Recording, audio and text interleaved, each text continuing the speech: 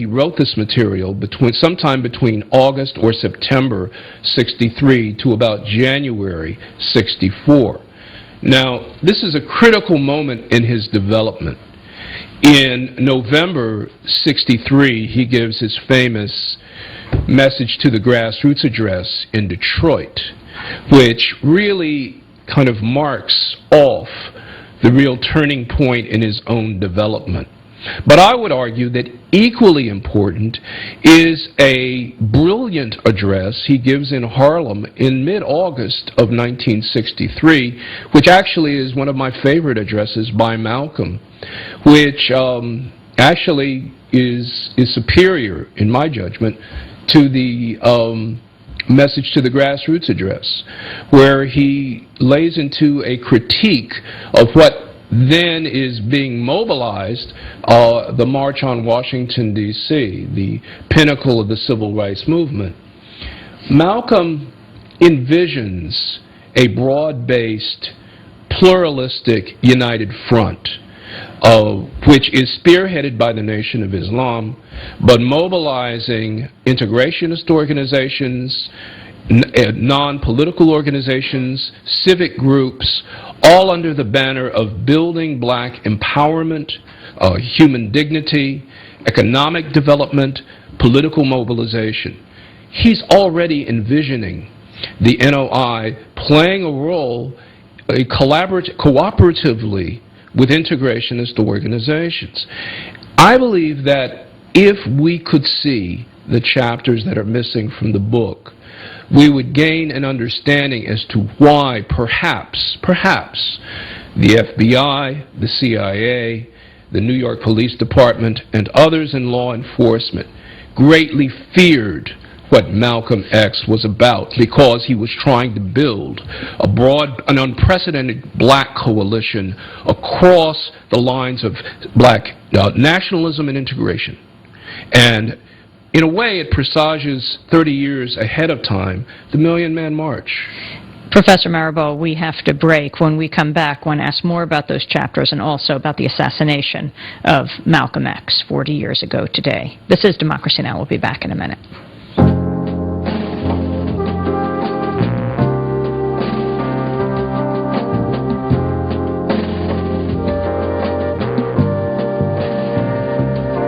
From the Indians who welcome the pilgrims, and to the buffaloes who once ruled the plains, like the vultures circling beneath the dark clouds, looking for the rain,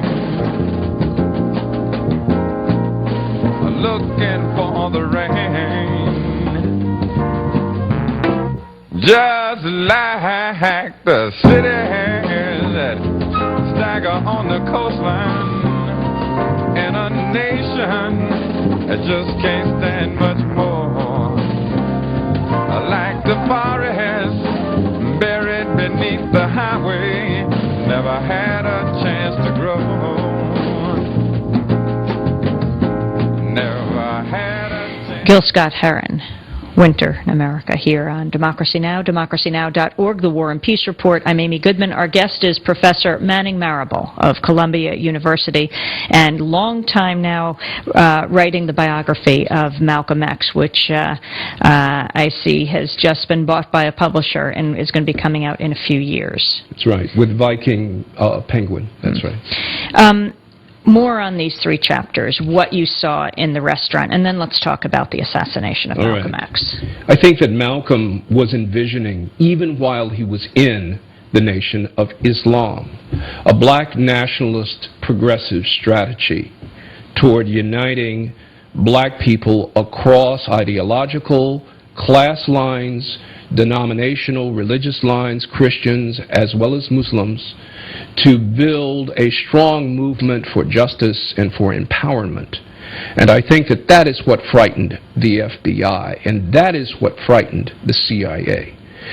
That is what they had to stop. And if one thinks about it, Those of the listeners and our viewers who know the history of COINTELPRO, the counterintelligence program of the FBI that occurred in the 1960s and 70s, that in 1965 or 6, that J. Edgar Hoover wrote an infamous memo called the Black Messiah Memo. He said, we must stop the rise of a black messiah.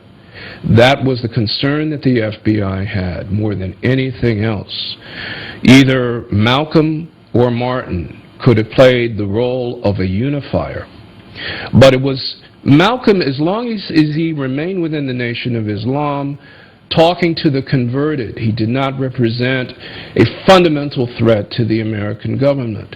But when he began to talk about uniting the very fractious civil rights movement, when he began to negotiate with people like A. Philip Randolph and Bayard Rustin and Martin and others, keep in mind that several weeks before Malcolm's assassination, he went to Selma, Alabama.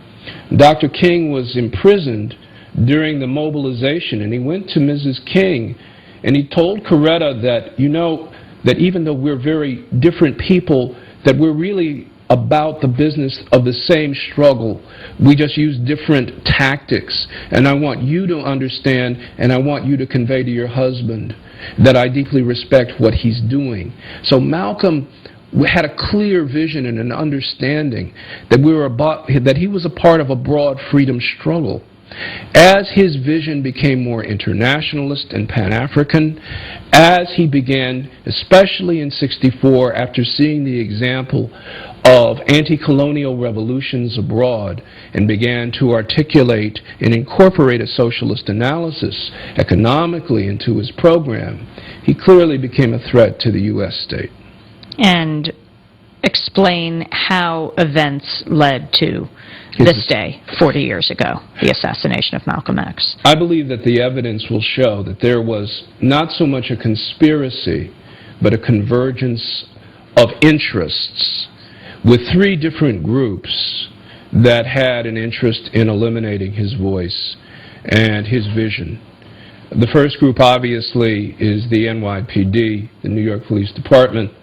They had their own Red Squad, which was called BOSS, the Bureau of Special Services. And they had managed to infiltrate Malcolm's organization and the Nation of Islam, and of course the FBI.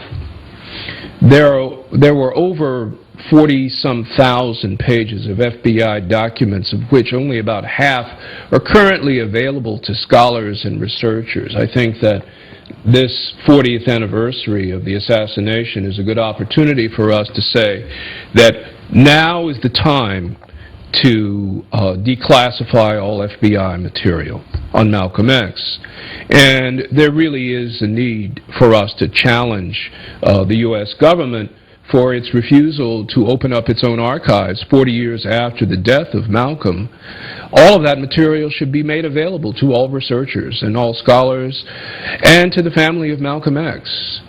So that I believe that the FBI clearly was concerned, wanted to monitor and disrupt Malcolm wherever possible.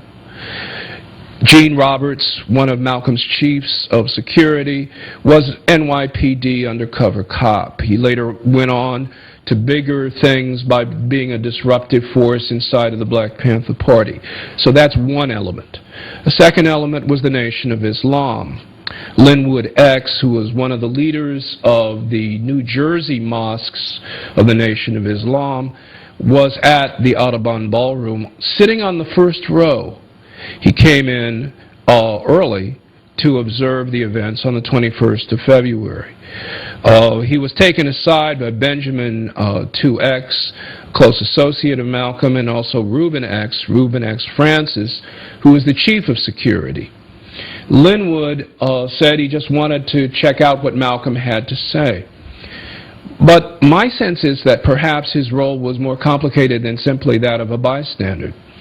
We know from Talmadge Hayer, one of the men who carried out the assassination, who was shot by Reuben X as he tried to flee the Audubon after shooting Malcolm X. We know that Hayer confessed years later to his imam.